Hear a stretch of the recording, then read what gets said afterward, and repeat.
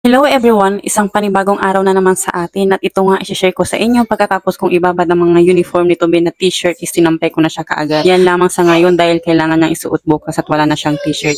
So ito nga i-share ko sa inyo itong nabili naming Hydro Fresh sa online. Ayan, sobrang ganda niya, napaka-sturdy niya. Ayan, hindi siya madaling mapiko-piko. And then 1 liter na pala ito kung titingnan mo parang ang liit lang niya, diba? So kung naubos mo yung isang ganito hindi mo aakalain, ubos mo na pala ang 1 liter na water, o diba? Hindi naman natin maipagkakait na minsan nakakalimutan talaga natin uminom ng marami. Hindi na tayo nakaka-8 glasses a day na dapat yun ang ginagawa na. For hot and cold pala ang tumbler na ito. So ang hot is tumatagal siya ng 12 to 14 hours at ang cold naman is 12 hours. So, kung hindi mo siya masyadong bubuksan sa abot siya hanggang 16 to 24. Sa sobrang ganda niya at affordable ba compare sa iba, ayan, habang nagtatrabaho ka, kakalimutan mo nang tumayo sa iyong trabaho, hindi mo maiwan-iwan, ayan, pwede mo siya lagyan ng tubig punuin at inumin habang ikaw ay nagtatrabaho. And then sa baby mo naman, pag pupunta siya ng school, pwede mong ibigay ito. And then sa basketball ni hubby, pwede rin siyang gamit. Hindi nagkataon ng video na to, kaya sa mga may bet ito, tignan nyo na lamang sa comment section para magkita-kita tayo ulit sa susunod na video. Thank you so much.